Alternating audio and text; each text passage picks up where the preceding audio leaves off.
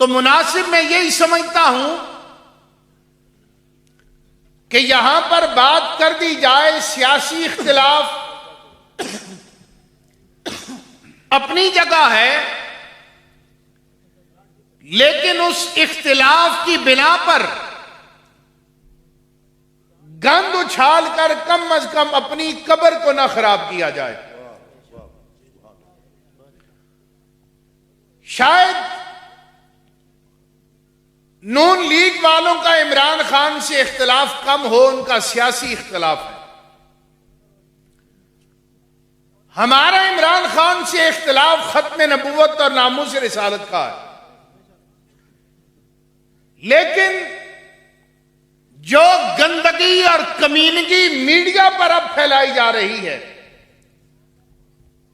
कभी हमने ये ख्याल किया है कि हमारी आइंदा आने वाली नस्लों पर यह क्या असर छोड़ेगी? जब खावर मानिका साहब का यह बयान मुस्लिम लीग वाले शेयर करने में फख्र महसूस करते हैं कि जी खान साहब अकेले में मेरी बीवी को मिलने आते थे, तो हम अपने 10 साल 12 साल के बच्चे को क्या पैगाम दे रहे हैं, उसके ज़हन में क्या बात बिठा रहे हैं?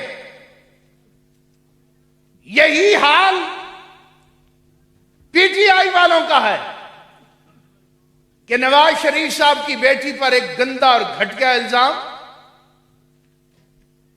क्या किसी ने यह अमल करते हुए देखा? हमारे अंदर से हया और गैरत खत्म हो गई। हम इस मकाम पर आ गए हैं कि मां और बहनों की और बेटियों की इज्जतें बरसरे बाजार हम तार तार करें। इंसान जिनके अंदर गैरत होती है वो मुकाबला मैदानों में करते। किबला अमीर मुजाहिदीन रहमतुल्लाह अलैह के पास हम लाहौर में बैठे हुए थे, तो कलसूम नवाज साहिबा को बरतानिया में हॉस्पिटल दाखिल करवा दिया। तो एक साथी ने बैठे हुए ये जुमला बोल दिया, जनाब वो तो धोखे फ्रॉड से अस्पताल में दाखिल हो गई। कुर्बान जाए अमीरुल मुजाहिदीन पर। आपने कहा मौलाना मुंह को बंद कर, माए बहनें बेटियां सब साझी होती हैं। बीमारी की बात की, इख्तिलाफ को इख्तिलाफ रखें और कब्र में किसी ने भी नहीं आना।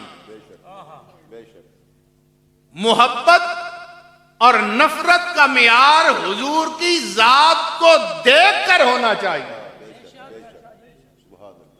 जो अल्लाह और अल्लाह के रसूल का मुहिब है, उनकी मानने वाला है, उनसे मोहब्बत हो।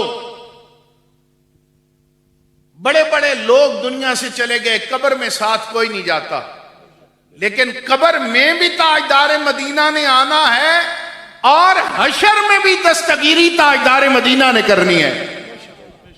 और इसके साथ एक और बात बताऊं, ये खुसूसन पैसे वाले लोग, हाथ जोड़कर आपकी बारगाह में अर्ज करता हूं, मैकडोनल्ड आपने ना खाया तो मर नहीं जाओगे, KFC ना खाया तो मर नहीं जाओगे। छोटी सी मिसाल दूं, आपके अब्बा जी के साथ कोई दुकानदार बदतमीजी कर जाए, आपका रद्द-ए-अमल क्या होता है? उससे चीज लेते हैं, आप खुद भी नहीं लेते और रिश्तेदारों को कहते हैं फलां दुकान से चीज नहीं लेनी, अजब्बे और अनल बड़ी बदतमीजी इसने की थी। वो माफी भी मांग ले तो हम उससे चीज खरीदते, उनको शहीद करें और हम मैकडोनल्ड और KFC के बर्गर खाएं, हया हमारे अंदर नहीं। आज उम्मत का बेड़ा गर्क इसीलिए हो गया है कि हमें इस रास्ते पर लगा दिया गया कि मैशत के बगैर हम जंग नहीं कर सकते।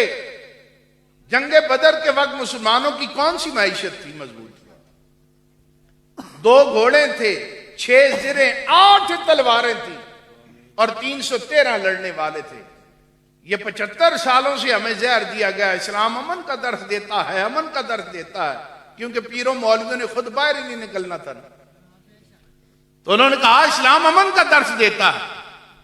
इस्लाम अमन का दर्स तब देता है, अभी सियासी दंगल लगेगा ना, यहां इस्लाम अमन का दर्स देता है। इख्तिलाफ हो जाए तो इख्तिलाफ राय को बर्दाश्त करो, बात हो जाए तो एक दूसरे की बर्दाश्त करो। यहां हम गोलियां मार देते हैं सियासी मुखालिफ को, और रसूलुल्लाह की खत्म नबूवत और नामूस रिसालत की बारी आए तो हम कहते हैं इस्लाम अमन का दर्द देता है। जब बारी हुजूर की आ जाए, इस्लाम अमन का नहीं गैरत का दर्द देता है। और दुनिया में तो वक्त गुजर जाता है। एक वक्त था तहरीक लब्बैक पर लोग कहते थे अब इनका कोई पुरसानी हाल नहीं, ना इस्टेब्लिशमेंट साथ है न बैरूनी दुनिया साथ है। अब मौलवी मर गए, लेकिन कुर्बान जाए उस व्हील चेयर वाले बाबे पर। इतना ईमान था, इतना ईमान था कि आपने कहा कोई दुनिया साथ हो ना हो, गुंबद खजरा का मकीन साथ होना चाहिए। गुंबद खजरा का मकीन साथ होना चाहिए। आज गुंबद खजरा के मकी की निगाह से लब्बैक तो अपने कदमों पर मौजूद है, पहले से बढ़कर मौजूद है। और हमें इस बात पर फख्र है